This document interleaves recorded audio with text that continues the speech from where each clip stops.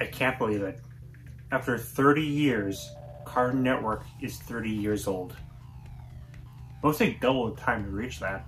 I wish I could be more happy about this, but sadly, it's a little hard to celebrate. Between only getting one new show, having only 3 ongoing series, and HBO Max blowing up, it's hard to stay optimistic. Heck, there's been constant rumors that CNN is going to get shut down permanently, and that's sadly looking very likely. I really think Cartoon Network is dying. And as someone who loves both the old and new shows, it's just so sad. But I don't want to mope around. If we're losing Cartoon Network on its 30th anniversary, let's go out with a bang. Episodes are basically the lifeblood of a show. With 30 years, I feel like this is the best way to celebrate the Big 3-0 and look at my 30 favorite episodes from their shows. Now, rules. 1 per whole series. The episode must first air on CN, so no Samurai Jack Season 5, Adventure Time Distant Lands, or Infinity Trains Book 3 and 4. Oh, also, this was a ridiculously hard video to nail down. Just know I had a million episodes considered, so please, tell me what your favorites are in the comments. That's one of the best networks there is. Here are my top 30 favorite Cartoon Network show episodes. Of the big 3, CN is a network that most accepts crossovers. From ads to games to full episodes, they're the one that's most likely to let your favorite characters join together. So it felt right to include one. And why not go with one of the first? Bravo Dooby Doo is, as you'd probably assume, a crossover with Scooby-Doo and Johnny Bravo. Nowadays, Scooby-Doo parodies are everywhere, but this was the first one I saw, plus one of the first official ones. After Johnny's aunt disappears, Johnny enlists the help of the mystery crew to find her. Throughout the episode, Johnny constantly lampshades various Scooby-Doo cliches, but the main reason the episode is so fun is the interactions between Johnny and Velma. Velma is one of the first people to actually show interest in Johnny, all while he ignores her in favor of Daphne. It's kind of funny that in the early days, Daphne was made to be the hot one, but nowadays everyone simps for Velma. It ends with the gang deciding Johnny is annoying and helping his aunt tie him to a tree. How fun. There is some good news though. As in a lot of ads, Johnny and Velma are actually a couple. I love happy endings. For the 3 of you out there who've seen Megas XLR, you know that it's basically an official version of an abridged anime. Nothing is taken seriously, and every trope of anime is mocked to death and back. The characters are so charming and fun though, that it makes it all worth it. But it does make you wonder, what if they put in a more serious scenario? Well, we got that with the 2-part finale, Rearview Mirror Mirror. That might be my favorite name in all this video. During yet another fight with the Glorf, Coop enters in a code, which is the Konami code, and accidentally sends him and the Glorf leader Gorath into an alternate dimension. From there, we're taken to an alternate version of the town, in ruins. All this is caused by this universe's version of Coop himself, who's turned evil. It always feels surreal to see a sudden dark turn in the show that has Bruce Campbell voice a MODOK version of himself, but the show never throws away its humor. Overall, while this show was massively mistreated, it still went out on a high note. Working!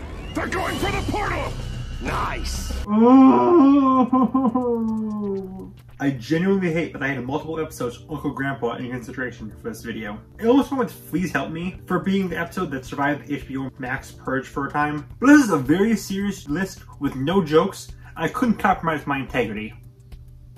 So here's the episode with Robot Pizza Monsters. The return of Aunt Grandma is what it sounds like. The show's main villain, Aunt Grandma, returns. She tricks Yuji's friends into joining her company of making people happy. However, Yuji uncovers that Grandma is a stupid liar person, so he must suss out this imposter inventing emergency Among Us imposter Among Us inventing sus frick and get his friends back. Listen, I don't know why I like this episode so much. It's funny. I like that it shows how important making people happy is to Uncle Grandpa. We get to see how dummy thick Pizza Steve is. It's good. I'm sorry. Also, let's just appreciate that Aunt Grandma is voiced by Lena Headey, who's best known for playing someone who's literally someone's aunt and grandma simultaneously. Incest is hilarious, and more kids shows just have inside gags about it. I'm gonna make sure you stay locked up for a long time. Most of Symbiotic Titan takes place on Earth. After something happens that ruins the original planet the characters are from. We get glimpses of what happened beforehand, but it's never fully stayed until the episode Escape from Galaluna. This episode is composed of 2 ongoing stories, Alana's and Lance's. Alana's is a bit more on the sidelines, seeing firsthand all awful things that happened, and being powerless to stop it. Lance's, though, is a lot more everything, really. After being framed for mutiny, he is arrested, but eventually makes it out, only to find the same guy who framed him for the murders is more or less the cause of everything that happened so far, selling out his entire planet for an undisclosed reward. After swapping back and forth with Alana's story trying to stay undercover, we get one of the coolest action scenes in a cartoon. of Lance and the Traitor flipping and dipping and sword fighting all over the place. From the sound design, to the lighting, to the pacing, everything about this fight is just stunning. And like Mega's, it's a sin that this show is cut so short. Seriously, CM, what do you have against giant robots? This episode was an amazing inspiration of what happened before the story started, and I love every second of it. Even if everyone has bigger eyes than my future. This would be too easy. Prodigy or not, you'll never defeat me in combat. Hands down, the hardest choice in this video was picking an episode from Total Drama. There's billions of episodes from like 20 different series. I'm sure those will change tomorrow, but for some reason, the episode that kept popping in my mind was of all things planes, trains, and hot airmobiles. After the plane they used to get everywhere gets totaled, Chris just kind of says, frick it, find your own way to the next location. This leads to one of the most creative episodes in the entire show. Just seeing how the final three can make it to Hawaii. And we got a lot of pretty cute interactions between Cody and Sierra, and of course, Heather and Alejandro together are always great. But the real reason it gets here is the song. If you don't know, every episode of World Tour has a song, and this one, I'm Gonna Make It, never left my head. Like, I'm serious. Years after I forget about all of their songs, I could still hum this one. I could successfully raise a family and make a name for myself, and get away with successfully killing every member of my local football team by poisoning their uniforms, by carefully imbuing it with the poison of the blue-ringed octopus. Since he's my cousin and he owes me a favor, after seeing all of them pass, feigning remorse at all their funerals, I can run off with all their fortunes that I've acquired via countless blackmails and burning every bridge known to man. And even after all that, I will still remember this song. And that's enough to get onto the list. Never thought I'd get this far. Let's face it, I'm no TV star. Something you're gonna realize very soon is that my favorite episodes usually include my favorite characters, and Billy and Mandy is no different. As said before, my favorite character is Nurgle Jr., and his debut is my favorite part of the show. Son Nurgle starts as Jr. as an incomprehensible blob before he shapeshifts into someone and steals their identity. I really shouldn't have used that Among Us joke earlier. Alrighty, fun fact. This episode is a parody of The Thing. Even more fun. The kid that Jr. steals the identity of is never seen again. From there, Nurgle Jr. tries to make friends with everyone, but they bully him. So he kills them! Yes, this was my favorite episode as a kid. I think I ended up fine enough.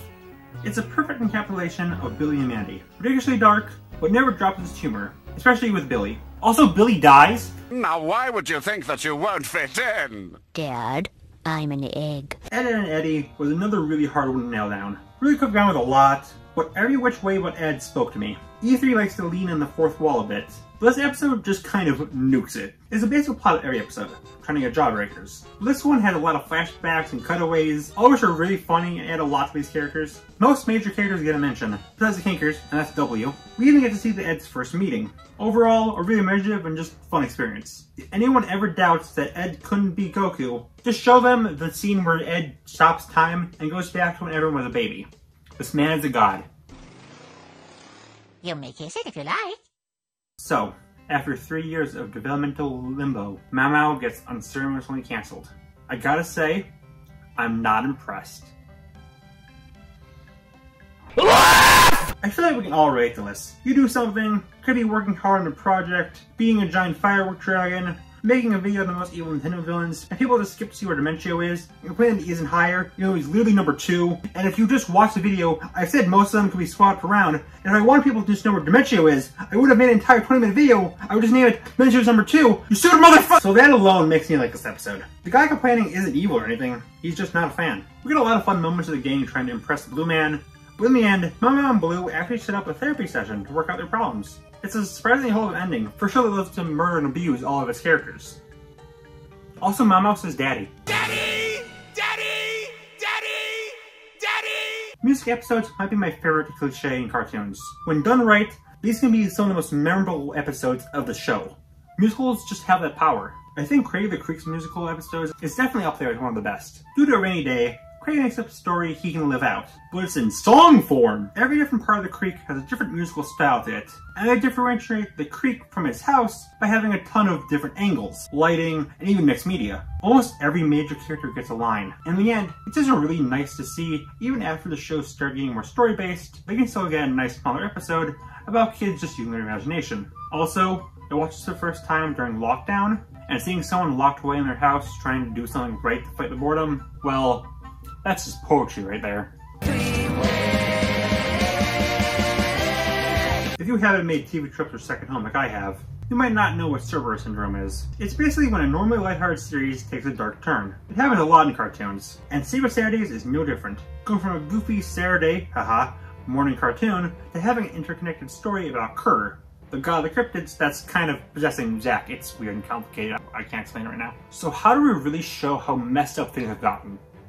Easy. The Tasmanian Devil. Into the Mouth of Darkness starts as like a darker episode, but then just suddenly the Bunyip, a real cryptid, comes in, but the one in the show is nothing like the original. As mentioned, it's basically just Taz with a bit of Gremlins. Another easy way to my heart. With that said, this isn't a joke episode. It's also one where Argos, the absolutely baller main villain, puts his plan into action, manipulating Zack into working for him just by casually asking him to be a secret assistant. The contrast of the Bunyips doing the hot deity pose and Argos making Zack question his own existence shouldn't work, but it works fantastically.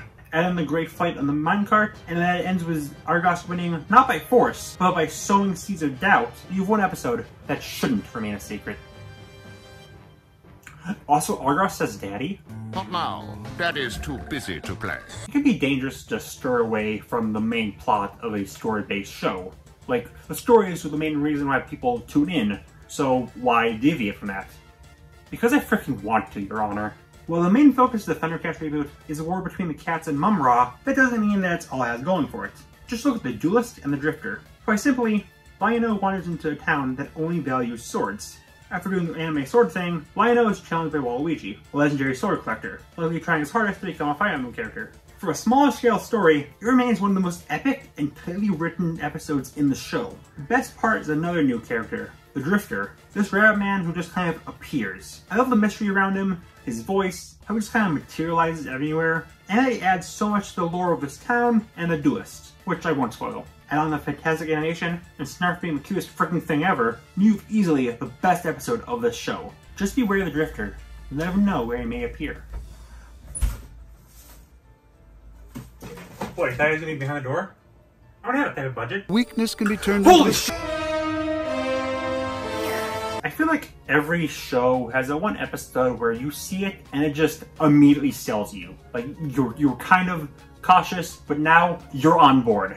For OKKO, that episode was Face Your Fears. The show is a love letter to older cartoons, games, and anime, all while being its own thing, and nothing shows that better than this episode. This is the first episode in the series to really focus on the story, and it's great. We're showing the fears of all the main characters, foreshadowing things to come, most notably that the best time in animation history may be hiding something major. All the fears are shown in such a unique way. KO's way of overcoming them, helping his friends is just so sweet, and Denti appears randomly for no reason. But she's the best character, so that's an epic gamer moment. Yes, you did face your fear, after all. Teen Titans is yet another really hard one to nail down.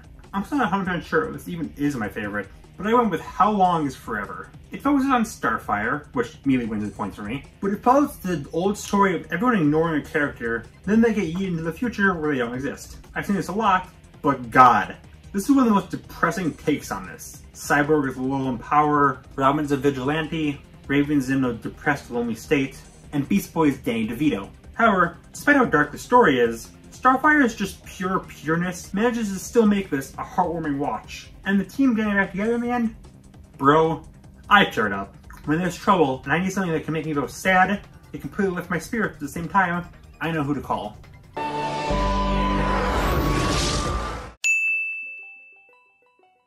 Over the Garden Wall is really hard to quantify for this list. With a whole series shorter than most films, can I really justify putting one episode over the other?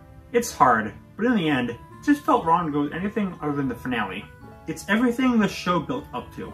The confrontation with the Beast, Bert's arc of accepting his stepbrother, Greg being Greg, the frog being revealed to be a higher being, all while keeping the dark autumn vibe that the show is known for. It's haunting and heartwarming, light and dark, and it leaves open to interpretation of what the whole series even is. I swear, it's one episode could be its own episode with none of this connected to it, and I would still have it my second favorite Cartoon Network show. Like a lantern in the forest of dead children, this episode shines above its other equally fascinating colleagues, and honestly, it's just a pure work of art.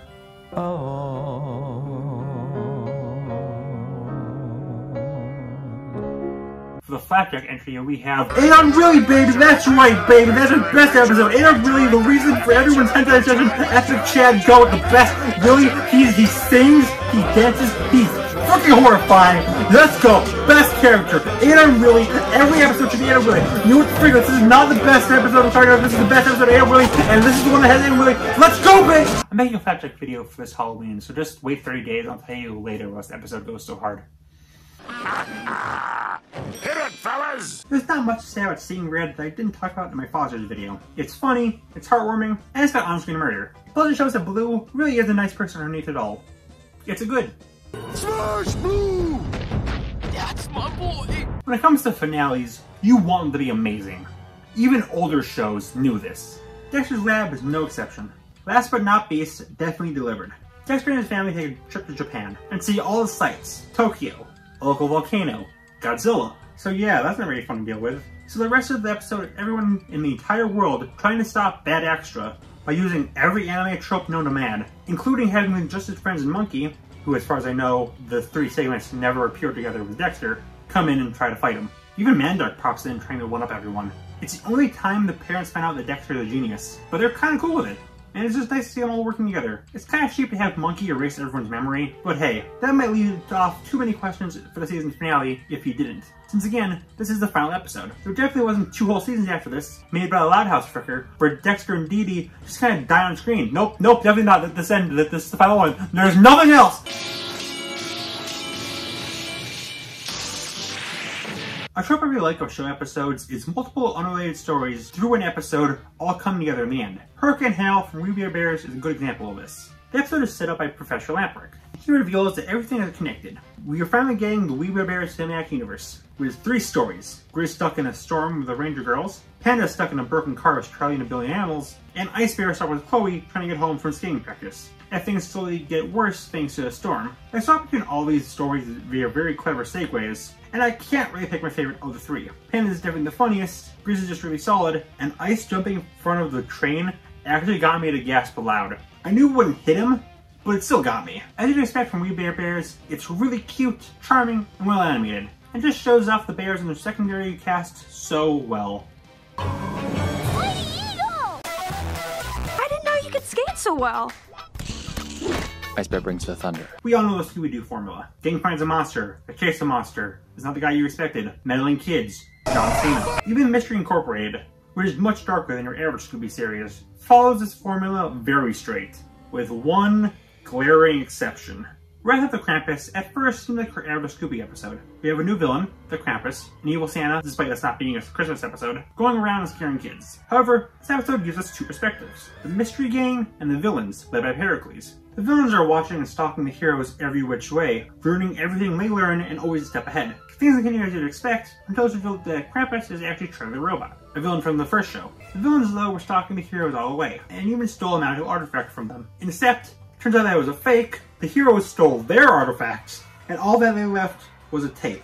It turns out that this whole episode was set up by the Mystery Gangs themselves, a whole ruse to finally get one over on Pericles, where they worked with old villains to steal pieces back from him. This absolutely flabbergasted me when I first saw it. After an entire series of the gang constantly getting fricked over, it just feels so satisfying to see them finally pull one over on the villains. And they even took the little dog too.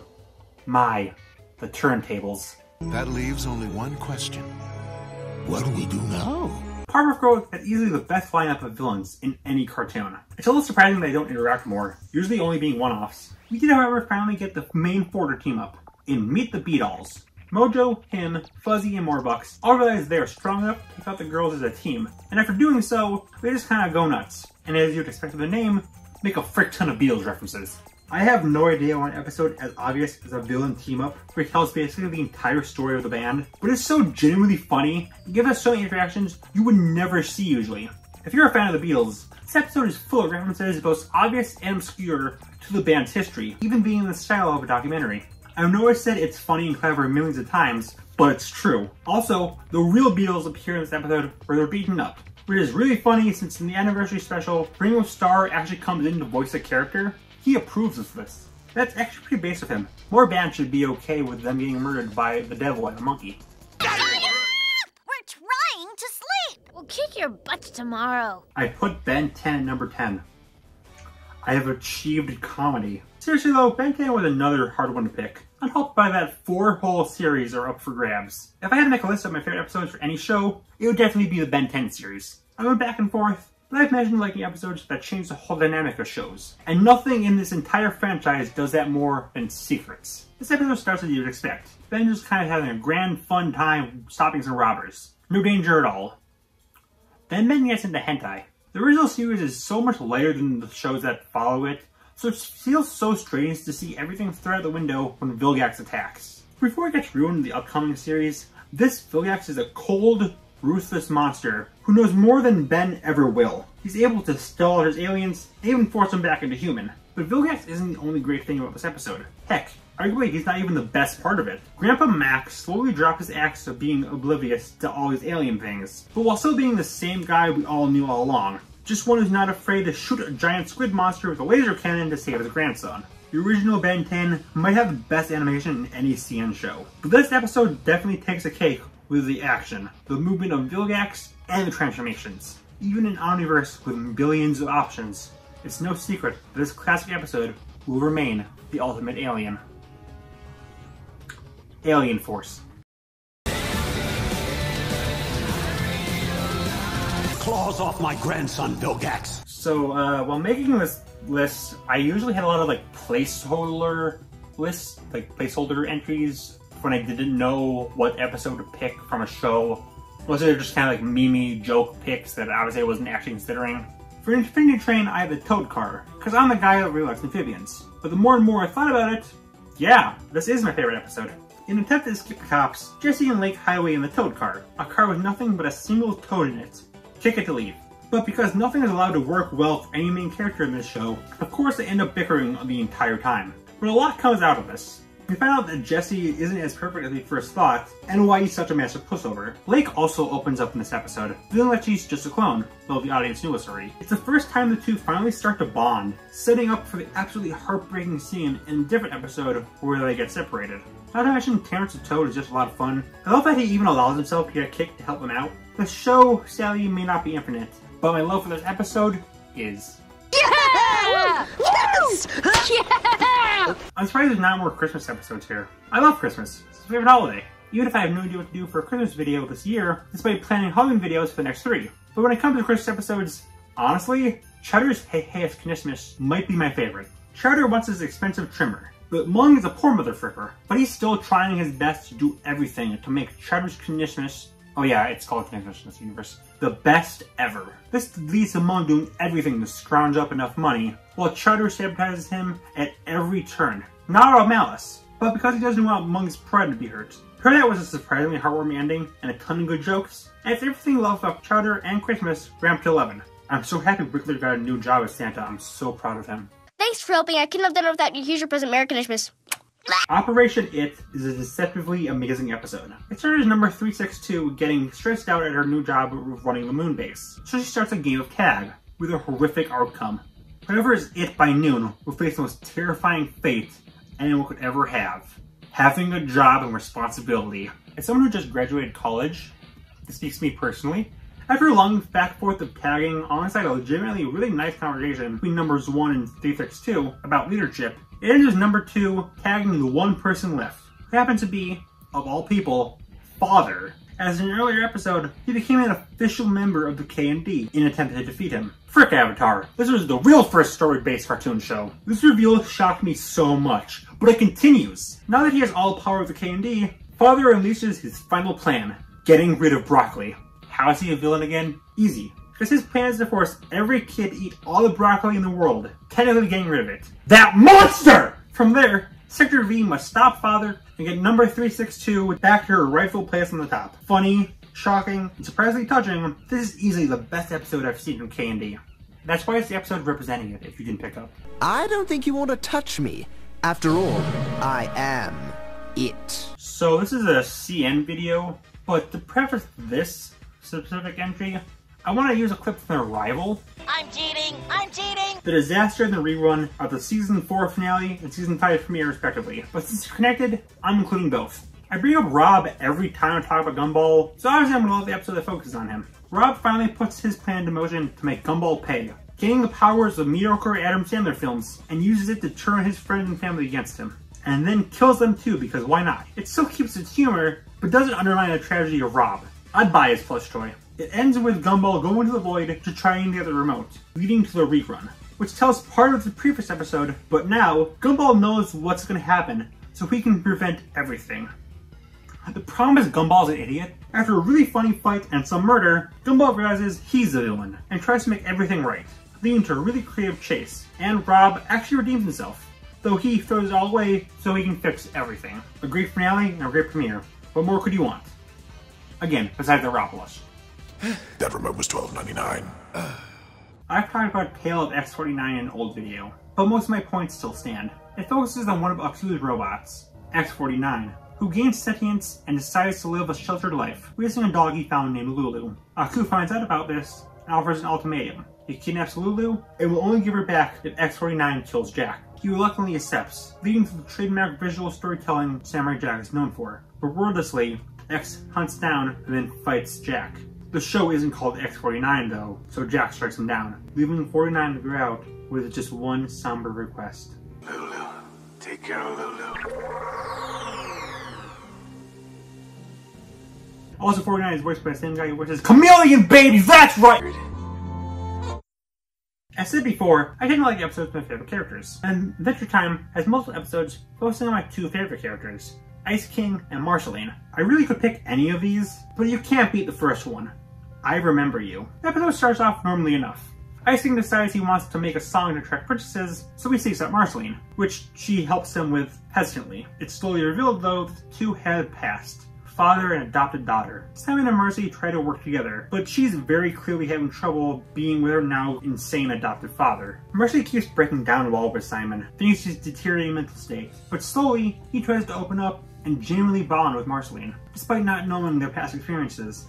Pressing, hopeful, showing my two favorite characters in the show, and giving us this hilarious image. Even with stiff competition, I couldn't pick anything else other than this. Whatever I do, when I don't remember you. I covered Perfect earlier this year in my Courage video. Not much I can add to it. Funny, scary, uplifting, and a great way to end the series. It's not perfect, but hey, nothing is. You're not perfect. I'm gonna get so much flack for putting Steven Universe so high, but I really don't care. Reunited is a fantastic episode. After the divisive reel of Rose being Pink Diamond, this is exactly what we needed to, well, reunite the fandom. To help raise the spirits of everyone, Steven gets Ruby and Sapphire to finally marry, starting with a great song, and it keeps picking up from there. Almost every single character gets at least one moment in the spotlight. From Greg trying to seduce the Diamonds, to Lapis dropping a bar on everyone, to Peridot continuing to be the best character ever. This feels like the climax to everything the show is building up to. Yeah, there's some awkward pacing and ends on a cliffhanger, but its flaws are so minor that I didn't even notice them. Oh, and also, you might have heard of this, but in some countries, Ruby was censored to be a male. To basically dab on everyone, she wears a dress at the wedding. Actual Chad move on the staff's part, even if it unfortunately kind of bite them in the end, as this is when Steven Universe was screwed over by Cyan and made shorter than expected. That's awful. But if the show had to be cut short to get us this episode, it's a worthy sacrifice. So I have a million honorable mentions here, but just so I can get this video out on the first, let's only cover 5 right now. Breach from Generator Rex. Rex wakes up in a strange new world and must communicate with Holiday or overcome a strange new foe. The mystery is great, and Breach is a fantastic antagonist. And the way they beat her is pretty clever. Barely missed the list. Clarence's Stormy Sleepover. This is a 6-part miniseries in Clarence. In other words, it's cheating! But the best part of the show are shown here. Weird, yet charming and heartwarming. In the Beginning from Sheep in the Big City, the start of the series. And from what I was expecting to be a forgettable, forgotten show, this episode caught me off guard on how funny it is. And while that applies to the whole series, I gotta respect the one that told me how great this show will be. The Collector from Victor and Valentino. This show is mostly just decent, but it really picks up when it gets dark. And this story about a scary doll collector is both its darkest and its best. And finally, I Am Weasel's Queen of Denial, because Red Guy dresses as Cleopatra and is called Cleopatras, and that's really funny because I'm mentally 5. Let's finally end this off. Demonstrate. Launch me again!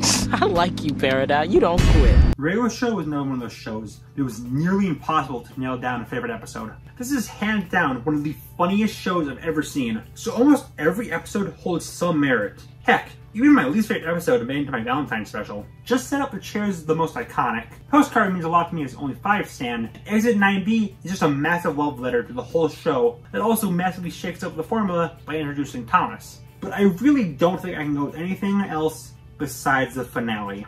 A regular epic final battle might very well be the greatest ending I've ever seen to any show. Every part of the 3 parts that make it up do something distinct to truly make this the definitive Regular Show experience. Part 1 sets up the final bits of lore between Pops and Anti-Pops that the entire season is building up to, truly setting the stakes for what we're about to witness, culminating in the gang setting a trap for Anti-Pops, only for them to completely overpower them all, leading us to Part 2. This is where the whole epic battle comes in, with a bunch of older characters coming in to battle Anti-Pops and then returning Internet. That is until Anti-Pops manages to kill every single character in the show besides Pops, Mordecai, and Rigby, leading to Part 3, which starts with recreation of the first episode. Before Rigby proves that they're in the past, and using the power, they go back to the Pops fight. Where after a nod to the short that Pops originated from, the battle continues, before Pops finally sacrifices himself, in a legitimately tear-jerking ending. I know I've cried more in this video than the average person watching a Pixar film,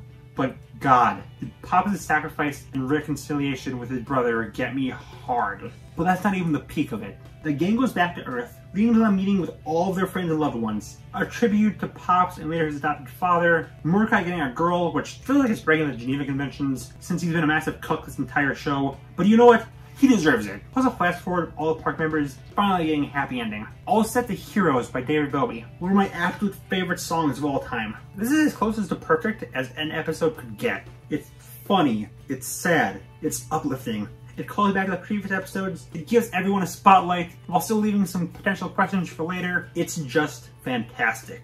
I watched the entirety of Regular Show for the first time in a span of about a month, and the show basically overtook my life. It was all I could think of, and it was a fantastic time. I bawled my eyes out at this ending, all while laughing every other second. And I can only imagine how great this is from the perspective of someone who's been watching the show the whole way through. What else can I say but jolly good show? Jolly good show. That time bar horrifies me.